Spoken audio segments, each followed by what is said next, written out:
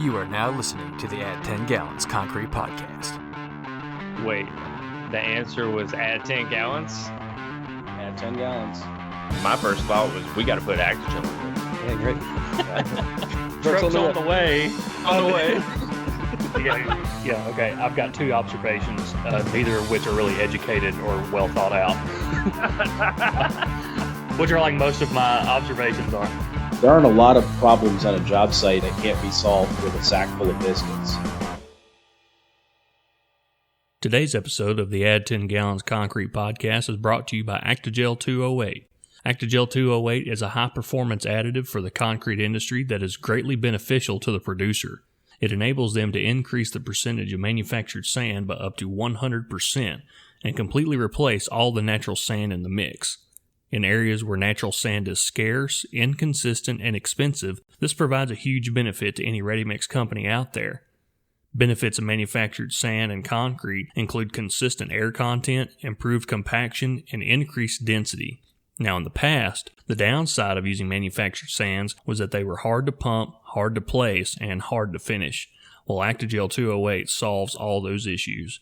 By improving suspension, stability, and the quality of the cement paste in the mix, Actigel overcomes the old issues with manufactured sand and leaves them behind. Let Actigel 208 improve the quality of your mix while saving money on every yard you produce. For more information, visit us at actigel.com. That's ACTI-GEL.com.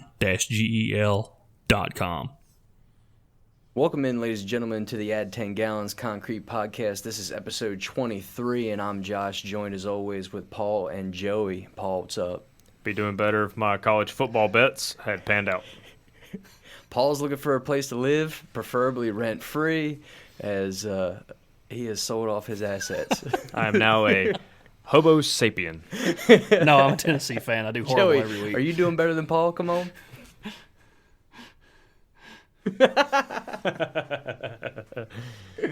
Oh, yeah. Oh, yeah. So Tennessee with their fourth quarter collapse. What about it?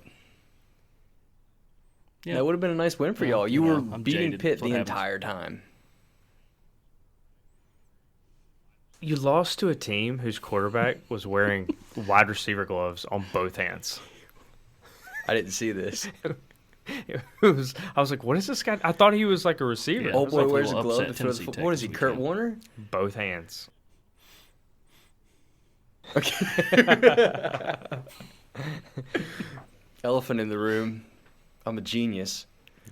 What was that movie with Matthew McConaughey where he was like the sports betting prophet? Two for the money. Yeah. So come to find out, that movie was based on a true story upon my life. Dude, you're the only person I knew who was screaming Arkansas is they going to win outright. And man, not that they just win outright, they dominated. Whooped them. It wasn't even close. I watched most of that game. It wasn't even close at all, ever. Yeah, clearly the better team on the football field. Mm-hmm. Anyone who's listening along who is a college football fan, and we hope you all are because we talk college football a good bit, and if you haven't discovered the SEC Shorts YouTube channel, you should do so. They put on a pretty nice skit about how Texas is one of their already best rescinding ones. their application to the SEC. Yeah, after getting throttled by a very mid-tier SEC school. Phenomenal way to start the year. But anyway, moving on into the world of concrete, we do have a really good guest for you guys. We have Jason Adams on from Megaslab. Megaslab is a super cool concept, idea, product, but it's very unique in the world of concrete in that they work with ready-mix providers and local materials mixed with their own proprietary elements that they put into the mix design, and it completely changes the way you pour, place, and even look at concrete. So I'm really looking forward to talking to Jason about that. But in the meantime, we can get into what else is happening in the world of concrete, and we talk about this all the time, that you can literally put anything in concrete. And Joey Bell is back again to reassure us and reaffirm that position. Oh, yeah. Joey, so apparently you can put pesky blood old redcoats in over in concrete. England. Tell us They about were it. doing some studies on making concrete on Mars. And as we all know, water's pretty scarce up there. And it costs a lot of money to send building materials to Mars. And this was pretty interesting. Guess how much it costs to send one brick, like one standard red brick. How much does it cost to send one of those to Mars? 10 million. You're getting okay. That's a little extravagant, but yeah, $2 million to ship. He took the win out of his sails. He was riding too high on the Arkansas wind. No, actually, it's $10 million. How much are you gonna pay Sam Pittman? $10 million. That's where his brain's at. So yeah, it tells you how much shipping has gone up these days. Costs you $2 million. Costs you $2 million to send one brick to Mars. But they made this product called Astrocrete, and like Josh said, it uses blood. They tested this with, they called it synthetic regolith, if I'm pronouncing that right. And the regolith is what they call soil on Mars and the soil on the moon. So they they mix blood and this soil. And it works because of what they call human serum albumin, which is a protein in plasma. And this protein curdles when it dehydrates. And when it does that, it creates a super strong bonding agent. So basically when you mix human blood and this Martian dust, you get concrete. It gets even stronger when you add human urea, which is urea is found in sweat, tears, and urine. It increases the strength of this Astrocrete by 300%. So you get your blood concrete and you pee in it, you shoot your strengths up high. This Astrocrete can be used for 3D printing. If they build it on Mars, it would mainly be used to keep out the radiation, on the Martian surface, and also keep the dust storms out that happen up there all the time. The science behind this really isn't that new. The Chinese and the Romans used to use ox blood and pig blood to make concrete, or a concrete similar material. So it's not anything new. They just don't care if they use human blood anymore, I guess. Instead of using livestock blood, they'll just use human blood, which makes total sense, right? Yeah. They estimate that one astronaut could give enough blood to make a standard brick in a month, and that's assuming that they donate 2 liters of blood per week. So it's pretty wild. I really don't know. 8 liters of blood makes one brick. Yep. In a month. This is why we got to be careful about giving money to universities.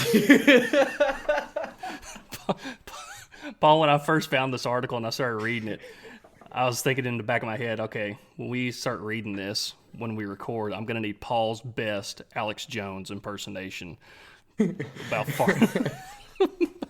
farming blood to make building materials on Mars. You think China don't know about this?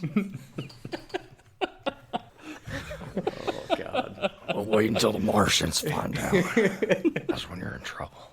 The biggest soundbite so far is Paul being very cool, calm, and collected, saying this is why we got to be careful when we fund research at universities. It's a great point. You can never scale that economically. No. One person makes a brick per month? Well, and that's why generally there's a complete disconnect between what's financially reasonable and then what's possible.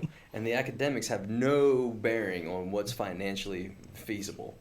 So yeah, it takes all this blood from one person in a month to make one brick. But they said they could stretch this material further if they just use it as a mortar between sandbags. So if you're building like sandbag, huts or whatever on Mars, instead of making a bunch of bricks, you just use it as mortar.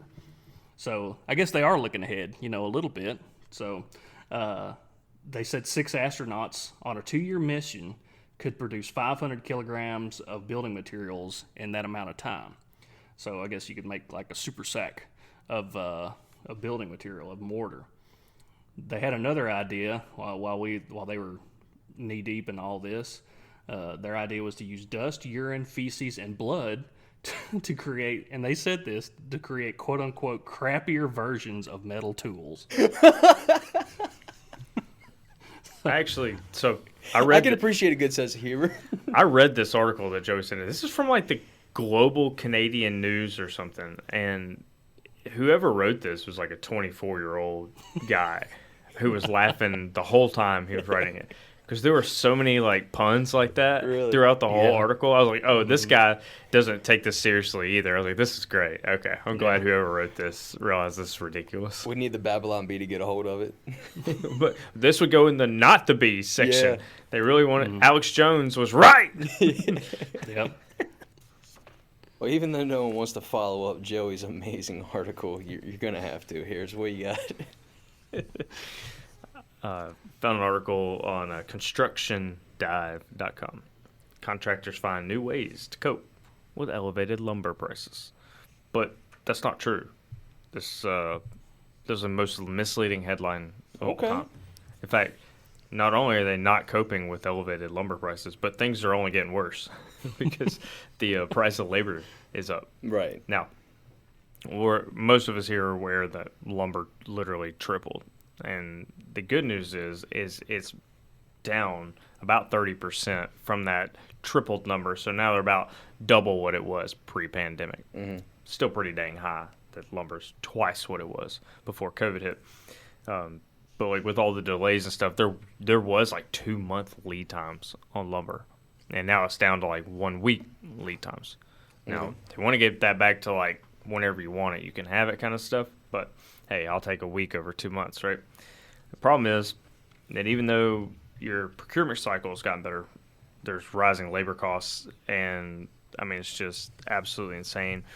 The unemployment rate in the construction industry is actually below 5%, which is better than almost any industry out there. The national average is what, 7-8% unemployment right now. I think it's 8%, and construction's in the 4s. So it's doing good. Problem is, to get those people in, you're paying them, and to get them to stay, you're paying them. And we've been through the governmental programs that are keeping the low-end talent, trying to keep them at home. But constructionists said, nah, we gotta make this stuff. Need bodies. Yep, gotta have bodies. And good bodies are really costing. So right now, the cost of labor is so through the roof that it doesn't even matter that lumber prices come down. A lot of these projects are getting bumped into 2022 because they're like, not going to make any money. Right. So we're just going to cancel the whole project. And that makes me angry. Indeed. But didn't we kind of fear that something like that was going to happen? A year ago, the delayed in projects that we're talking about was from coronavirus, just people being sick, and the governments were shutting everything down. People not being able to work. Yeah, the planning phase is kind of what we thought. I remember us talking about that. Like, people aren't in the office, pooling together and meeting and brainstorming about these projects. Everybody's at home by themselves. And we thought that may have been the cause of the delay, or one of the causes. Right. Well, and even the uncertainty of whether or not you'd be able to get on the job site and gain permits and break ground and all that other stuff. The uncertainty was enough to push the projects back. But yeah, for sure. But I mean, the owners of these projects, for the most part, have been accepting the higher costs. Yeah. They're like, yeah, I want my warehouse. Go ahead. Yeah, I want my shopping center. Yeah, I want my residential home. But at a certain point, they've got to push back too. And that's what we're seeing here, is that the rise in labor is so extreme that people are just having to cancel projects. And it's a self-inflicted economic wound. Yeah. And I desperately hope that our country can pull out of that, and we'll start building back better.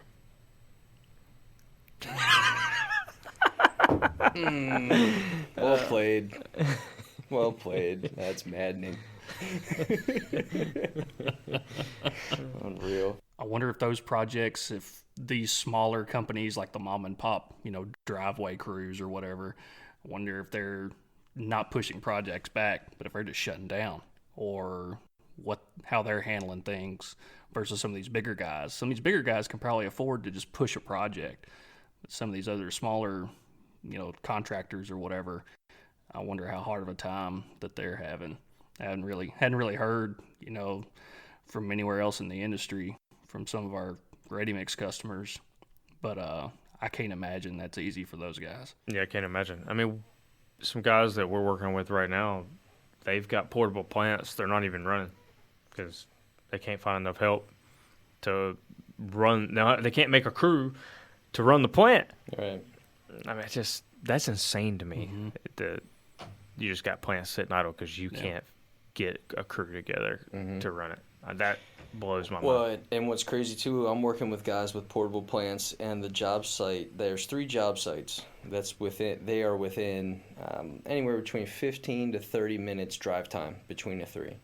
And I've been on all 3 of these job sites at different times of the day and the week, and you see like the same 4 guys at every job site. I mean, there's a guy that's driven a truck at all 3 job sites. There's a guy that runs the plant at all 3 job sites. They share mechanics. They share.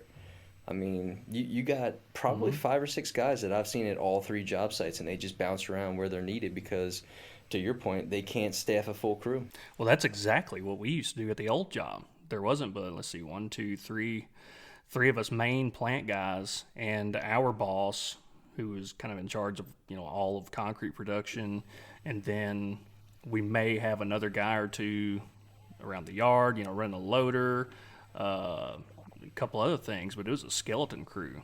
And so what we would do is wherever we were needed, it was just like the traveling circus. We'd go to one plant that was up at McGuire Air Force Base for a week or half the week, and we'd split the week between that and Dover, or go to Dulles for a week.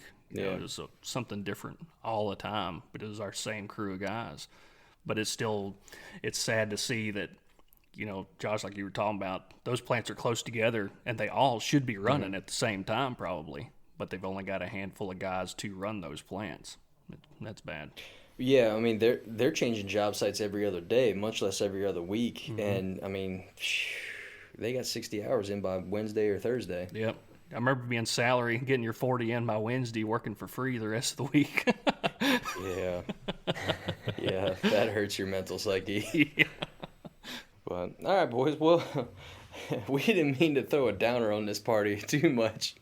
But to bring it back and to put us all in better spirits, we have Jason Adams, who's going to be on the line here, talking to us about Megaslab, and he'll get into all of the particular details about the company, how it was started, its origins. It's truly a passion project, and in my general assessment, it's a success story. It's a guy that stuck his neck out there, put his heart, soul, and wallet on the table to build something that is actually beneficial to the industry, something that's super interesting, and he's going to tell us all about it. So without further ado, this is Jason Adams from Megaslab.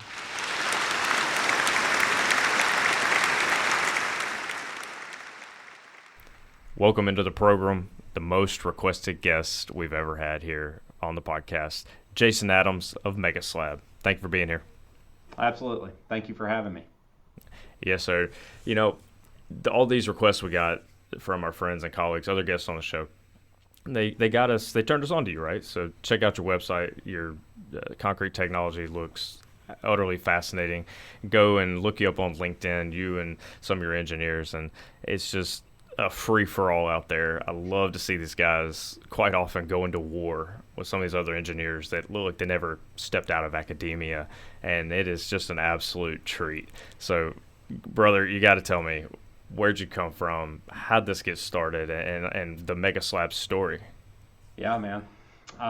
So let me start off by saying the most dangerous phrase in our language is we've always done it this way. And that is the underlying theme here at Megaslab.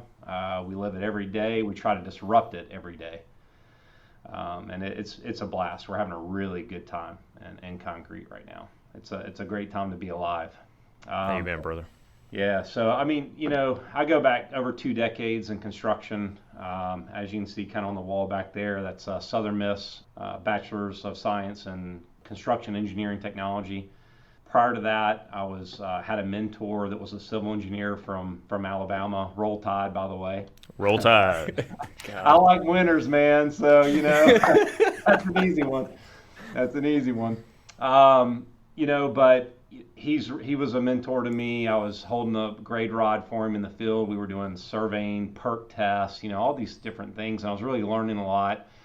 And he says, so what do you want to do when you grow up? I said, I don't know.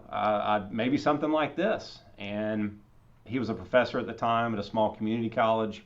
It was a civil engineering technology associate. And I went to that program and knocked it out in a year and a half. And he goes, okay. I said, what do I do next? And he goes, you need to go to Southern Miss and do their construction program. I said, okay. And I went there and knocked that out, I think in 3 years, 2.5, and went to work for Yates Construction right out of school. They threw me on a $250 million condo project in Pensacola, which was utterly amazing. I think there was 100,000 cubic yards of concrete placed on that job alone. So yeah, man, I mean, it was like drinking out of a fire hose.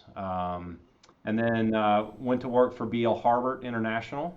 Went overseas and built a resort in Aruba, which was incredible. If you could imagine taking a 14-story post-tension structure and condo and disassembling it down to the nut and bolt, literally, and procuring that, putting it in containers and shipping it from all over the world to that island, and then unboxing that and building it with local labor, that's what we did.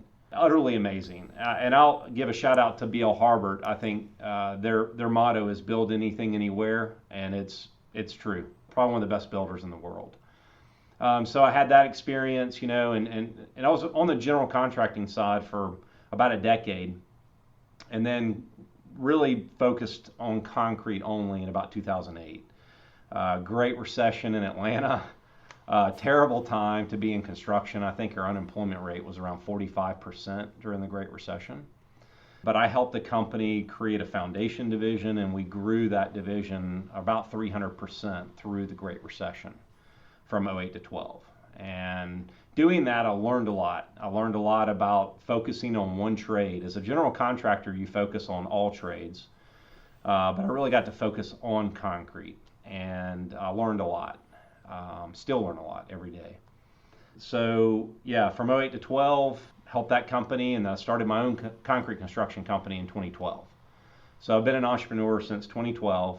You know, we built, you know, some boutique projects. Most notably in concrete would be the Stealth Sculpture. If you Google Stealth Sculpture, you'll see pictures of a 32-foot tall concrete sculpture that was built in Atlanta. We built that with a brilliant architect and engineering firm out of Atlanta. And that's when my mind really started to kind of open about concrete material. Like, what can we do different with concrete material?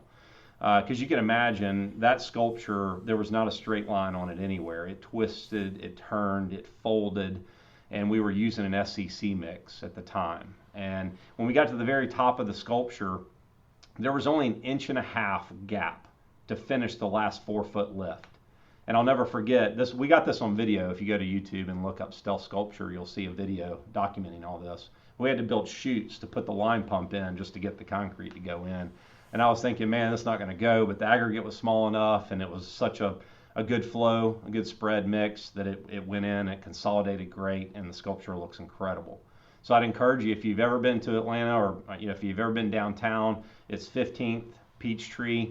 You'll see the Promenade Building, which is an enormous office building downtown, and in front of that sits the Stealth Sculpture. So it won some ACI awards, and it really, like I said, it just really opened my mind. And that was in 2015. And around 2018 is when I just had this inclination to just do something different. I had to get out of the rat race. Being a concrete contractor is a difficult trade. It is a rat race sometimes, and you have to figure out ways to differentiate yourself from the competition.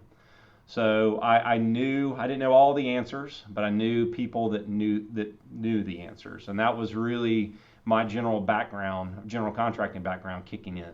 You know, I don't know all these different trades and how they come together, but I can bring the experts in their field together, and we can build something great together. And that's kind of the same mentality that I took. So I reached out to a brilliant man by the name of Sylvester Schmidt. Sylvester has forgotten more about concrete than a lot of people know. He's been in concrete construction for over 5 decades, if you can even imagine that. He's in his mid-70s, brilliant man, German descent, but became a U.S. citizen in the 80s. He's a big proponent of the concrete industry. He loves the industry. He loves helping people.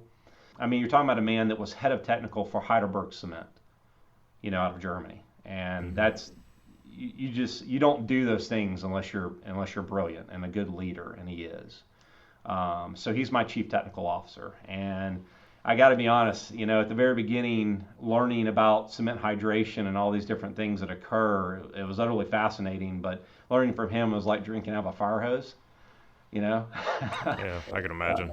Yeah, it was. But it was a very interesting time of my life, and we've created something that's revolutionary. And it's not just revolutionary for slabs. There's a lot of other applications. We'll get into that where it can be used. No, that's great. And talk about like cement hydration and try to learn everything you can about C3S, C2S, what the gypsum's doing, and how all those crystals formulate, and what impacts all of that from temperature, water cement ratio, and everything else that goes on, SCMs and everything else. They gave Joey and I 16 weeks to unpack that. I can't imagine as a proprietor of a company, and when you're going in, you're trying to say, hey, I want to redo this, but you don't have 16 weeks to figure that on the fly. You need to get a little bit faster than that, and that's why you hire somebody like your CTO. But he's trying to explain it to you. I can't imagine a guy taking 50 years and trying to cram it into your head in a week. Yeah, man.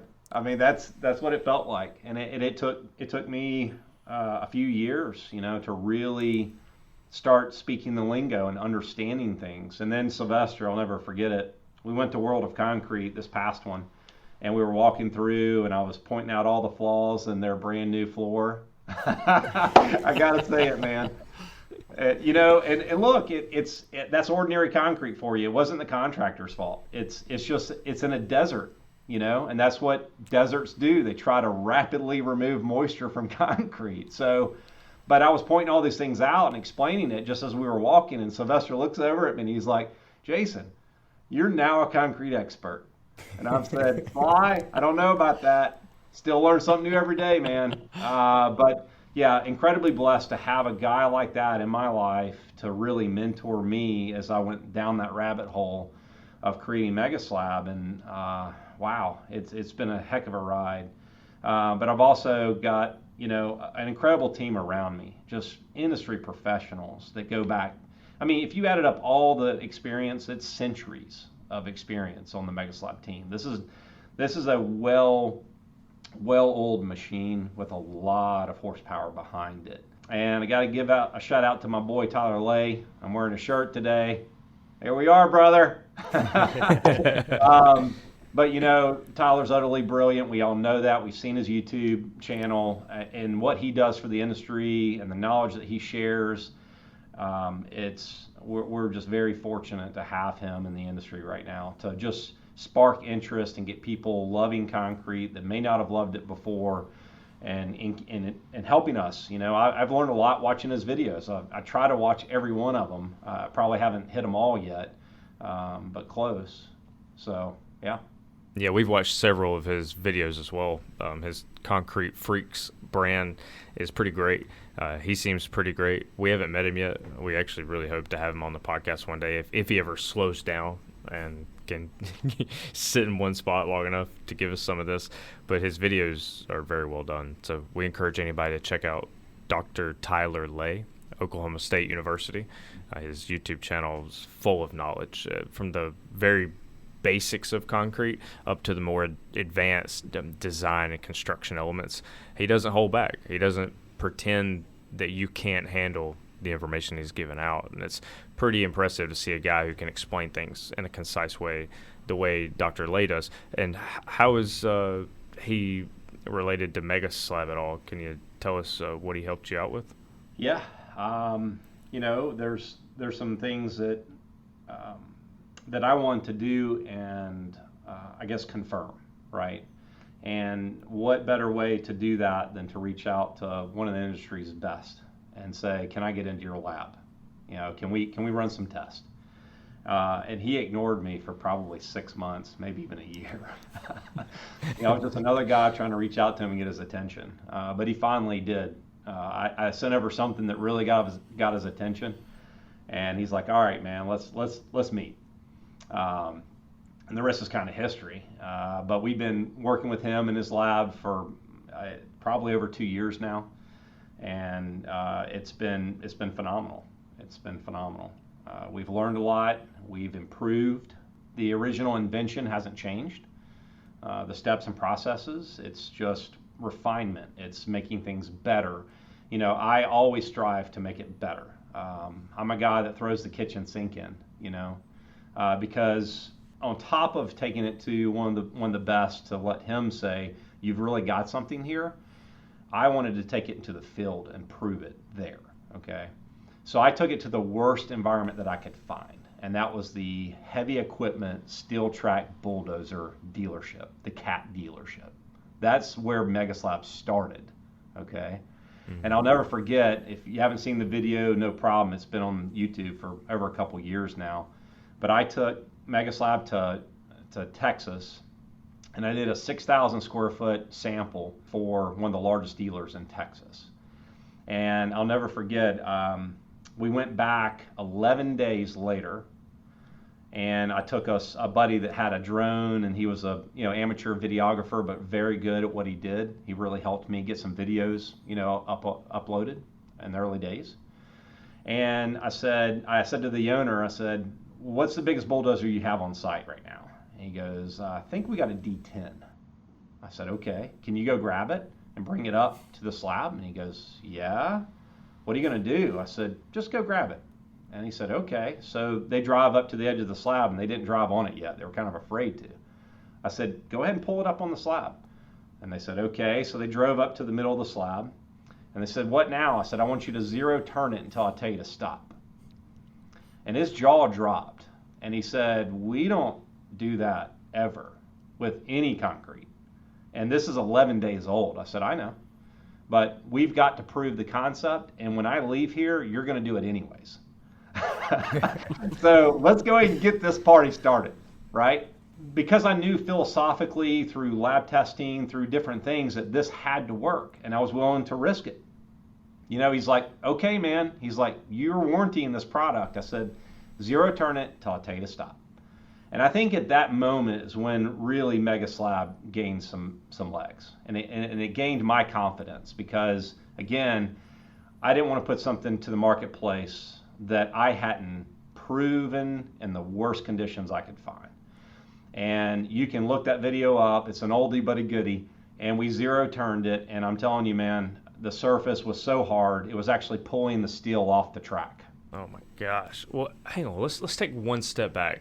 Let's tell people what Megaslab is, other than an engineered concrete formulation. Let's tell them, what is Megaslab? Megaslab is a technology company for the second most used substance on the planet, which is concrete. And we aren't just formulating mixed designs and engineering and nanotechnology and fibers. We have a complete process of how to put these things together, okay? And I like to say, when somebody tries to nail me down to, what's the secret sauce, I like to say that it's greater than the sum of its parts, okay?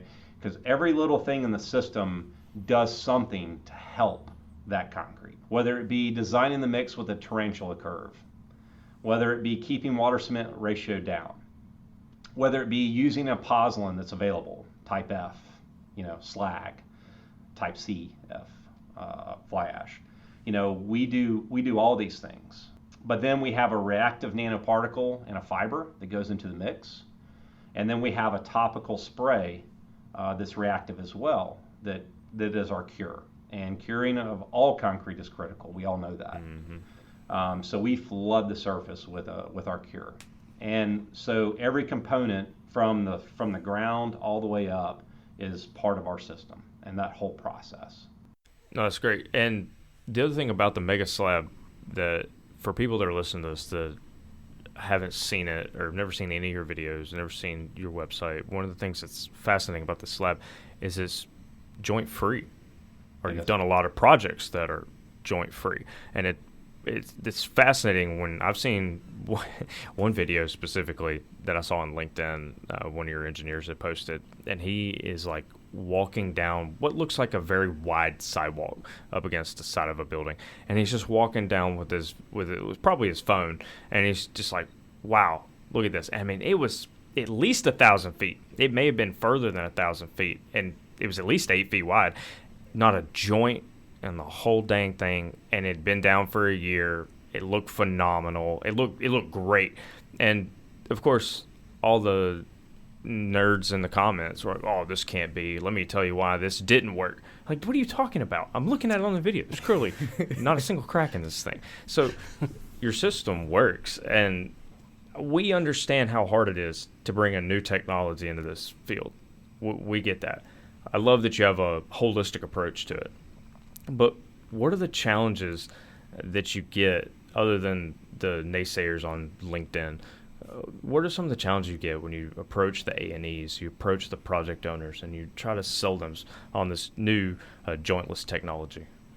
It's difficult to not only create a brand and brand recognition, but then get someone to take what they perceive as a risk. I've said it before. It's placing ordinary concrete with all of its bad behavior is way more risky than placing Megaslab, because we've always tried to manage around the bad behavior of ordinary concrete, and it still behaves badly. We haven't fixed the material. So that's why I took it to all these really tough environments, steel track bulldozers. We've got 300,000 square feet installed in Albuquerque, New Mexico, where on a good day it's 15% relative humidity. And we eliminated all the control joints out of 300,000 square feet. It's been down for a year and a half. It still works, and the owner is elated. They say this is the hardest, most durable concrete we have ever seen. And they've been building their dealerships for over 3 decades. So what I'm trying to say, Paul, is in essence is these stories, when people keep hearing these stories, they get over this hump of, it's a risk. It's not a risk. Ordinary concrete's a risk. We really try to go to the owner side of things and get the owner interested in our product, because it's the end user that can realize the benefits of Megaslab. And as you know, some of the designers are really set in their ways. Mm-hmm. And some of the consultants are really set in their ways. And if it's not down for 30 years, they don't even want to hear from you. Yeah. Okay? And look, innovation will not happen at that pace. You and I will all be dead and gone, and my idea will still be sitting in a field somewhere as a test before somebody goes, that was a really good idea. We should try that again. It lasted 30 years. So, I like to point back to concrete. We've been using concrete for centuries, right? And there's still some good examples of it in place that still perform. We're not making concrete worse. We're making it way better.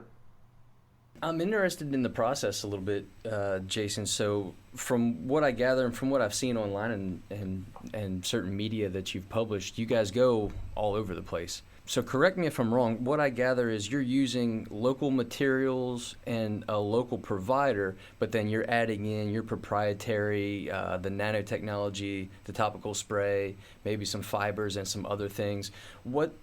How does that work? The dichotomy in using your proprietary products and your mix design, but then utilizing local materials and a local supplier. How does that mesh together? That's a great question, Josh. Paul had mentioned earlier about jointless, and there's the previous ways of making concrete jointless have caused some challenges with some local materials. Okay. But again, I go back to New Mexico as an example. New Mexico had a basalt rock, which is a high absorption rate. Sometimes it can show some ASR issues. The sands aren't very clean, okay? We worked with all those local materials and still eliminated over 6.5 miles of joints out of that pavement. So we are able to work with local materials. We're changing the chemistry of that entire package on the nanoscale. And, back to the process, we are able to work with local ready-mix producers. We typically work through what I call the AI network. It's a approved installer network. So we'll go work with a renowned concrete contractor that's established, that's done a great job for decades, We want to work with those folks. And we empower those folks. Again, we're a technology company. We don't touch concrete anymore physically, as far as placing it or prepping it, all those things. You know, I've been there, I've done it. It's a tough road, and I'm ready to move on and just help other contractors do, you know, and provide the best concrete we've ever seen, and that's what we do. So we kind of work through the AI. And we work through their ready mix producer to help them with the mix design and the mock-ups and the early testing. We do that on every project. We don't go to a job site ready to just put stuff in a truck that we don't know what the mix is and we haven't vetted out and, you know, gone through a mock-up where we finish the concrete and see how it behaves and if there's any adjustments that we need to make. We do that on every single job. So it's pretty laborious, but it's a system that we've developed and it works. We're down in, I think, 12 states now, and I think we've worked with over 25 ready mix producers already, and we've had great success with all of them. One of our ready mix partners here in the Atlanta area is Thomas Concrete, and they've been phenomenal to work with. Justin Lazaby, John Cook, Matt Chapman, there's others that I'm forgetting the names, Ryan Chanley, just great people, great human beings, really supportive of what we're doing. You know, we've done multiple projects with them in the Atlanta area, and they're always all hands on deck, and they want to be a part of it. So really appreciate them for what they've done for the Megaslab brand. Also, TEC, I think it's all now known as SGS or TEC SGS, but those guys are great. We have spent a lot of time in their lab over the past few years. Michael Lyon's been great. Trey McCants has been great. Sean, you know, Steve Maloof, all those guys. So they're just phenomenal. Isaiah, I got to give a shout out to my boy that slings the rock and gets things moving. He's always doing my, you know, plastic testing with spread and slump and all that stuff. So, you know, they're just great people. Again, I see a lot of great people in this industry, and that's really, really encouraging for where we're heading. Yeah, we friends with all those guys too. Love them. They did the same thing for us 8 years ago, 9 years ago, 10. Man, it might be even 10 years ago now.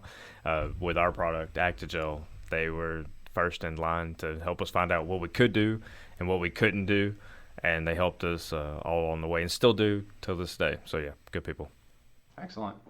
One of the things that we've really seen in the marketplace is a trend or a curiosity of using concrete in lieu of asphalt. And there's some large e-commerce clients, not to be named, but I'm sure you've got packages on your doorstep from them right now. You know, I think that they are starting to understand and see, based on other e-commerce folks that have been in business for decades running those 18-wheelers, you know, prior to where they are now, and their issues with asphalt. And they're starting to see that, hey, maybe we can avoid this, right?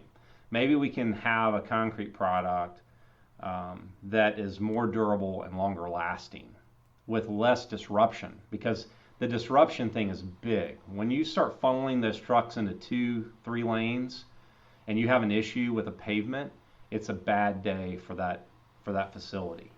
So concrete's really the choice. But concrete has always been thicker to manage the bad behavior, right? And that's driving up cost. What we've been able to do is we've been competitive with heavy-duty asphalt and upfront cost. And what we've been able to do is provide engineering and a product that has a 30-year life expectancy with like a 95% reliability, which is big, okay? And one of the things that we've also seen is if the site is a cut site and you have, say, a 10-inch section of GAB and say a 6-inch section of asphalt on top. Okay, so you're talking 16 inches on that entire site. And let's say it's 500,000 square feet of pavement. What we've been able to do in a couple of these projects is reduce that 16 inches down to 5-inch Megaslab.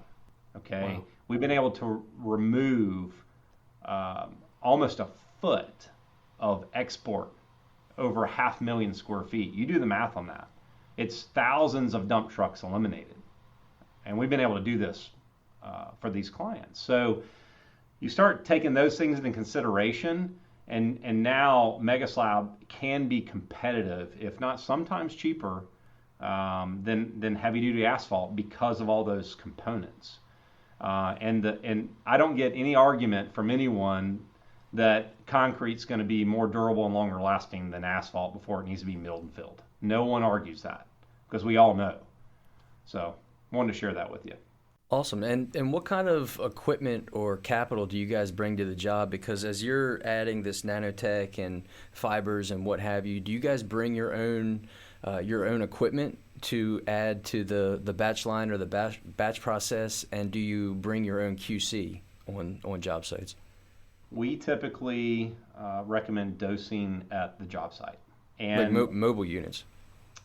Right. All the products are shipped to the job site typically.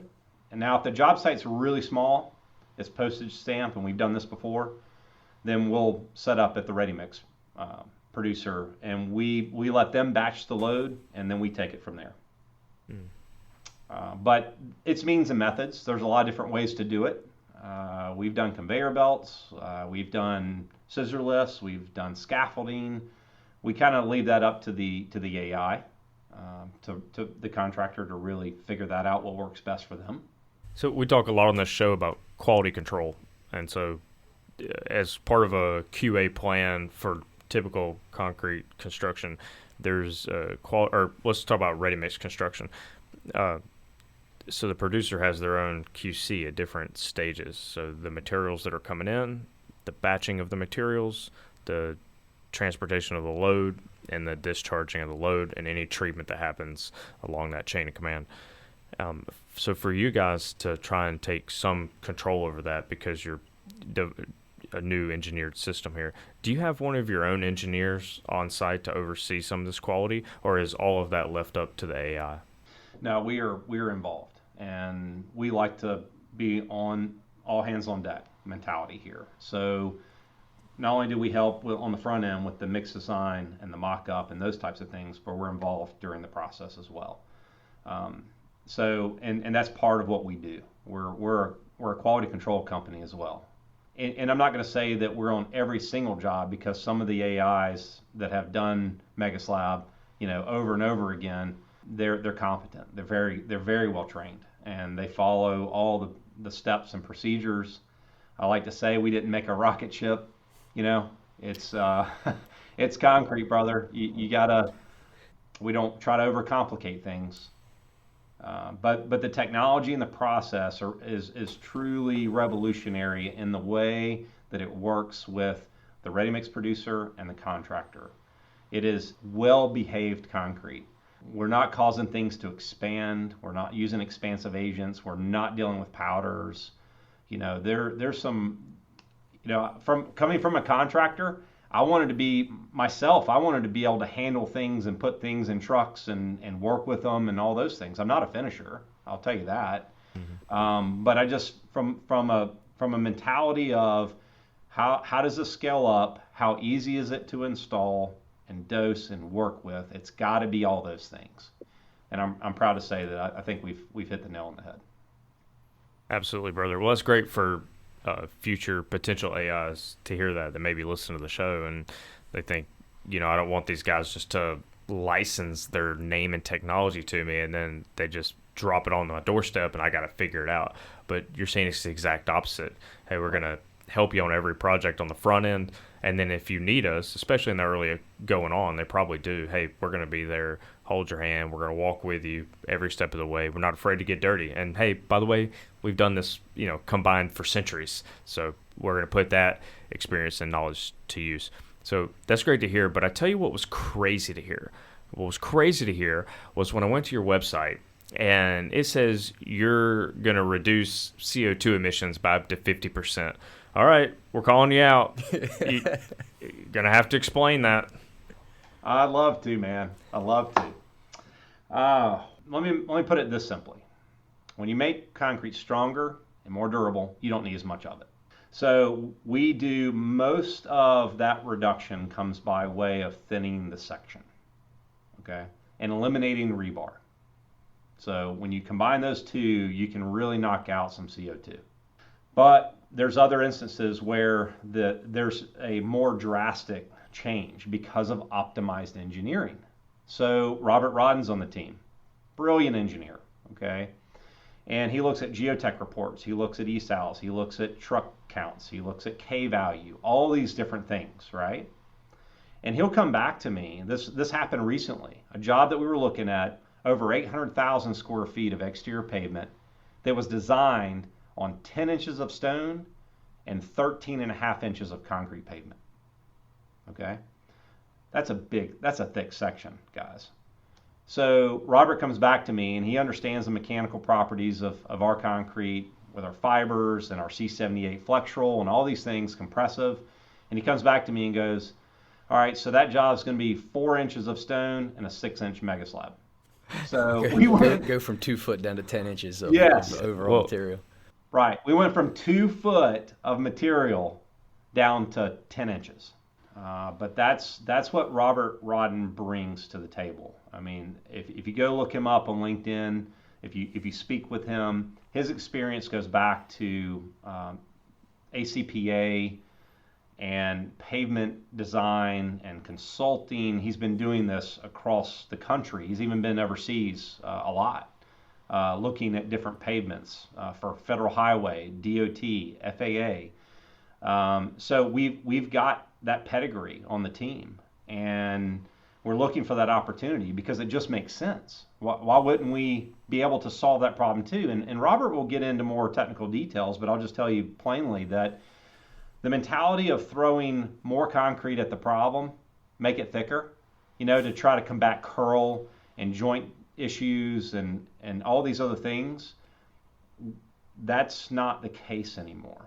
It's when you convert that rigid porous sponge to something that's more dense than we've ever seen before, the material behaves completely different. And speaking of curl, I'll give you an example of this.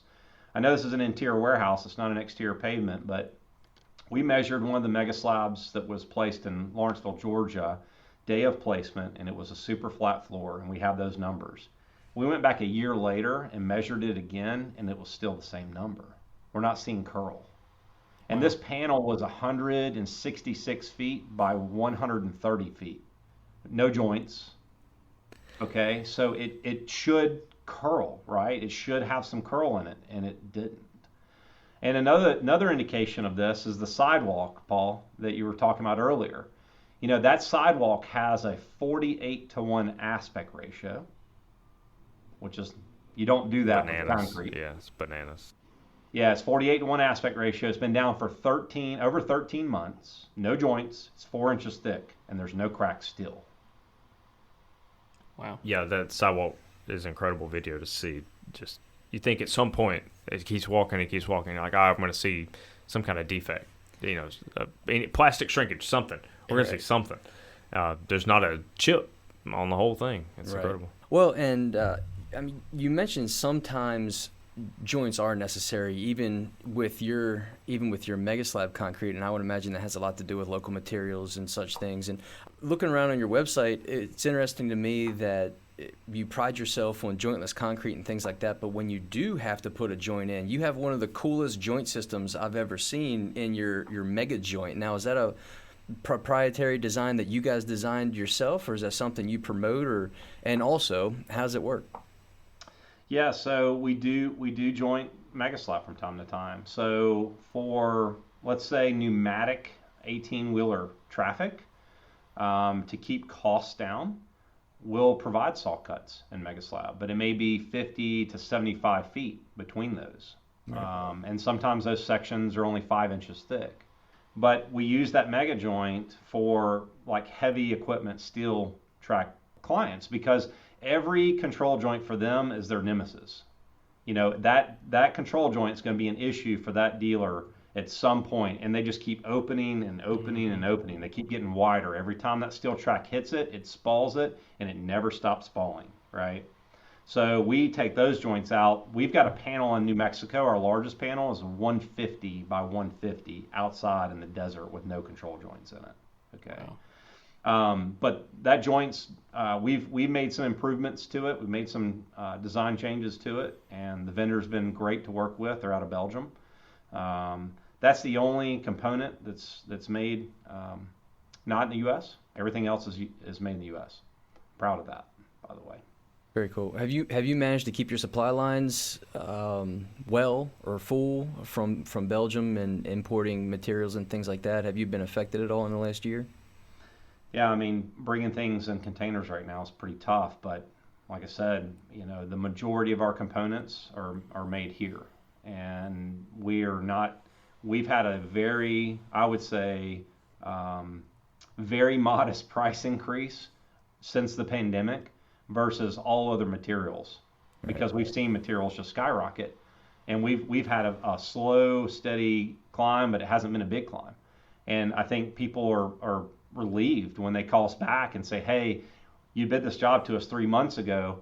Like, they're a little anxious, like, what's the price now? And sometimes we don't have a price increase. Sometimes it's a slight increase. And so they're pleasantly surprised with that.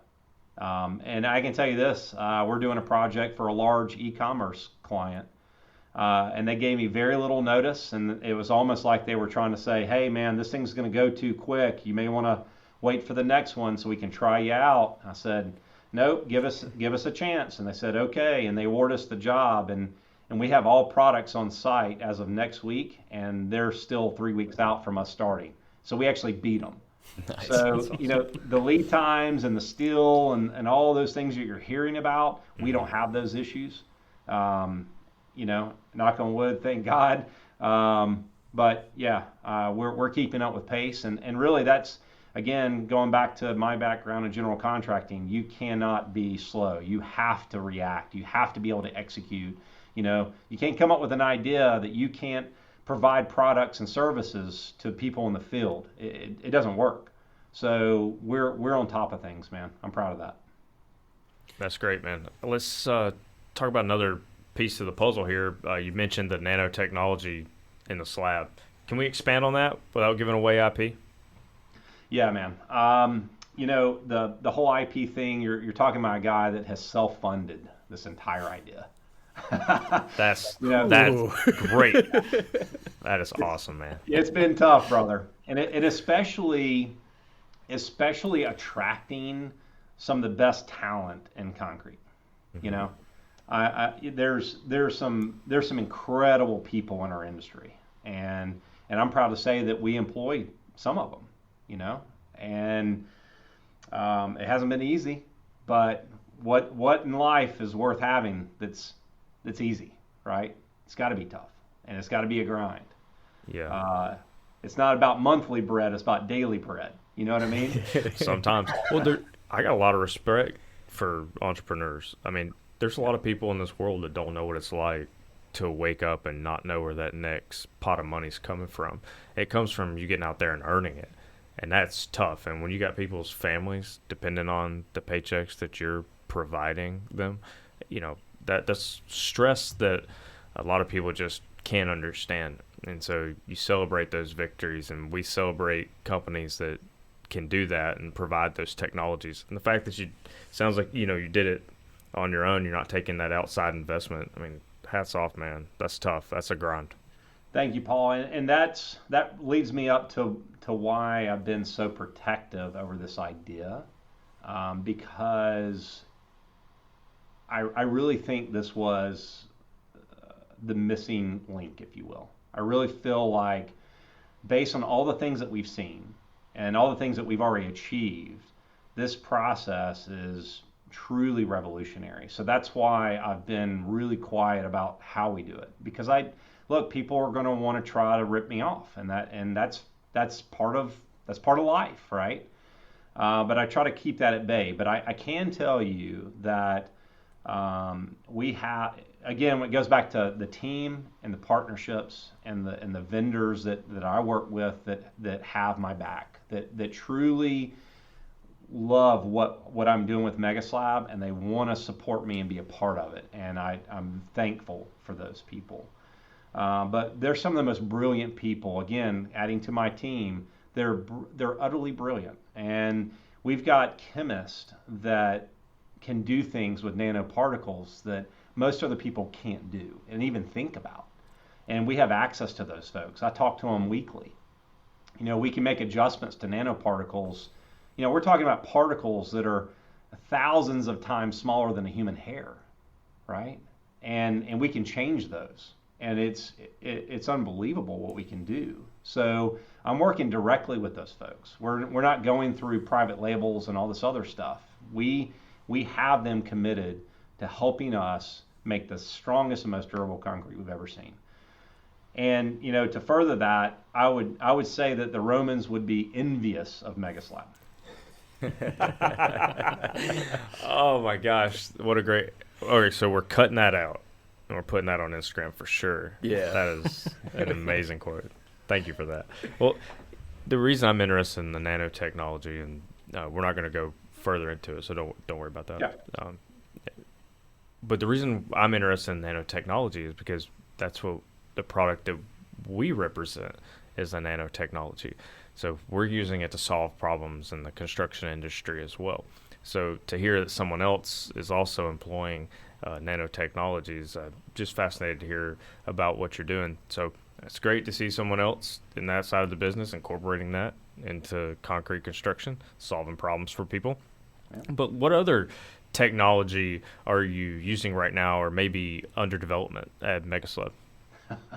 Well, there's always things under development here, man. I mean, when you got the pedigree of the folks on this team, there's ideas. It goes back to that fire hose I was drinking out of when I first connected with Sylvester, and but having Tyler's input, Tyler Lay, having Robert Rodden's input, having Paul Williams or Cheryl Capelli, all these different people, that are on the team that just have ideas to make it better.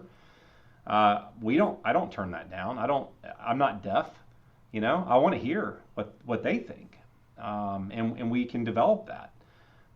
So I think I'm on patent application number 7 right now, and we're going to file more because we keep finding different processes and emerging technologies and a way to infuse them into concrete. So that's what we're up to, man. And the word nanotechnology gets used a lot. And for good reason. It is catchy, but there's a broad, I guess, type of various particles and sizes and what they can do and what they're made out of and how they're produced, all those things. So there's a big difference between maybe one person's nanotechnology and another's.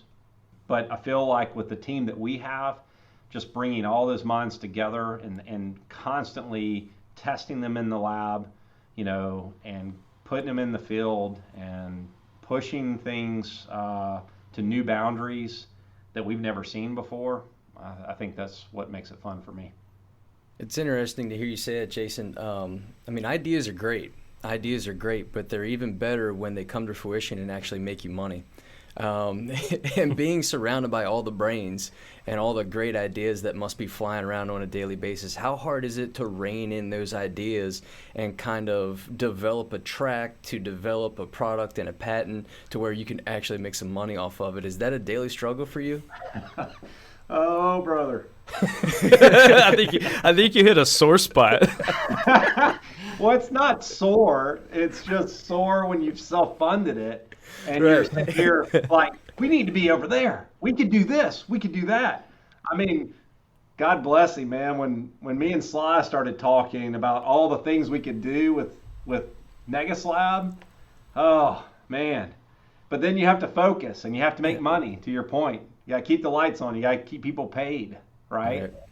So it just goes back to focusing on that heavy equipment cat dealership because we're down for multiple dealerships in multiple states right now. And one of the incredible things is that network has introduced me to AIs. We have just for example, in Kansas right now, we're working with J.M. Fahey. J.M. Fahey is a large road builder in Kansas. And they're putting down Megaslab, and they're like, this stuff is amazing. So now I'm getting phone calls from, their competitors. And I'm just like, hey, that's not what we're here to do. We're here to help empower people. We are going to grow the network at some point. We are doing that now. But we want really good installers. So again, I got to stay focused on, the industries that are really welcoming us with open arms. But we know that there's so many other things to come. We know that. Jason, kind of adding on to that, I wanted to ask you about other applications that are you're either currently using Megaslab in besides, slabs. Is there anything else you're using your technology in, or are there any other applications in the future that you can talk about? Yeah. Well, let me explain the various slab types real quick that we do have down on the ground. We've gone from we've got a 4-inch exterior pavement down up to a 24-inch ACI 318 map foundation. Okay, and everything in between. Mm-hmm. So we've done exterior pavements, we've done interior slabs, we've done interior mat foundations so far. And through all the testing that we've done and the performance of Megaslab, we know that we're eventually going to go vertical with it. Yeah. And we are working on a tilt panel version of Megaslab. We'll see how that industry reacts to it. That industry is very busy right now. And not a lot of people want to slow down to think about a different way of building something. They just want to just churn and burn. But I'm hoping that we find someone that is really open to doing things a different way, still achieving an incredible result. But we feel like we can do that by eliminating a large portion of rebar, making the panels thinner, which will make them lighter. And I don't know if you've seen my 50 cal video, but bulletproof. Yeah, I have seen. Do you have more than one out, or is it just the one? But yeah, I saw it. It's pretty cool. Yeah, I will put a link in the description of this episode because everyone needs to watch that video. Yep. So yeah, I think vertical applications, containment structures, walls. We've done DIN 1048 testing to try to push water through Megaslab, and it's impermeable. So there's some benefits there as well. I envision this with your crew of guys. You probably already thought of this, but when you're talking about eliminating rebar, reducing thickness, and waterproofing, shotcrete comes to my mind. I don't know if that's something that you guys have thought about or if that's come up, but that seems like a perfect fit. If you're going to reduce the thickness of concrete, eliminate the rebar. Shotcrete's full of rebar, and they're all the time talking about waterproofing. I don't know. That was an idea I had. Yeah, it's one more industry that I think ultimately will gain some market share in. That's great. One more part of the technology in this, you start hearing about people that are doing jointless concrete, and the first thing a lot of us think is, oh, it must be full of fibers. And when I was watching the video of that sidewalk, I was looking for fibers. I was trying to say, well, this thing has to be loaded with it, so I should probably see a few. And there was nothing. It was pretty smooth. But I got to know, talk to me about what kind of fibers you've got going in this thing. We always use fiber. We want the fiber to be able to finish well, so that you're not seeing it at the surface, right? And we've been able to do that. Sometimes, depending on when the broom texture is applied, it may pull some to the surface, but those wear off with the macrosynthetics that we use. So we've used macrosynthetics. We've also used steel fibers, and we have our own. And we understand a lot about fibers, and this really goes back to a lot of testing and validation of performance. For a long time, and it's still the case with us, you have a 1609 test that gives you the post-crack residual strength of your fiber. There's also some other tests that'll be coming out soon that can really dial in and help you understand how do those fibers help control cracking, right? Because you're not always taking a slab or a beam and bending it, right? Sometimes things are just trying to come apart this way through tensile. So, we know a lot about fibers. We've tested a boatload of them in different blends, different lengths, different textures, different types. So yeah, I think that gives us another advantage. But again, we went down the rabbit hole of trying to perfect each individual component and how they work together as a system and a process. Yeah, no, that's great. Well, hey, we can't let you out of here without asking you the one question that everybody wants to hear. It's the one thing we've asked every guest that's on here, and that is, what is the craziest thing you've ever seen on a job site? Oh man, I got one for you, and we'll try to keep it PG. Yeah, so this one's pretty funny. So going back to work on the condo right out of Southern Miss, I'm down the Gulf Coast, and condos, man, these things were like 21, 22 stories up, and you've got workers just scattered all over the floors, right, all the way up. And I don't know where they staged all the porta-johns, but this poor guy had to use the bathroom, all right? Had to. So one of the superintendents turns the corner, he's doing his checks, and he sees this guy with his back half shoved into the trash chute. Okay. And the guy got startled, so he tried to wipe real quick, and he grabbed the closest thing that he could, which was a handful of insulation. Oh. Oh my. So that is a man's man, let me tell you. Oh my gosh. Well, that's human waste story number 3 for the podcast. That's a good one. That's pretty That's good. a good one. That's in the running. That's in the top 5 anyway. Oh How was my. that, Paul? I'm gonna have nightmares. Never gonna look at a piece of Owen's Corning again the same way again.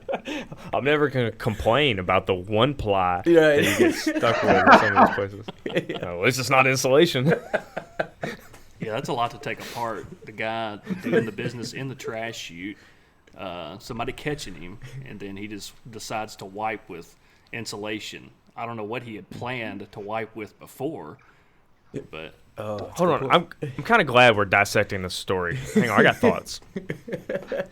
If it was that severe that you had to go down a trash chute, like, I don't care who walks up on me. Yeah. Like, we're not stopping this thing. Like, it's on like Donkey Kong. There's The train's left the station. You ain't. 100%. Yeah, you're not putting that genie back in the bottle. Right. Jesus. Well, Jason, we appreciate you coming on here, man.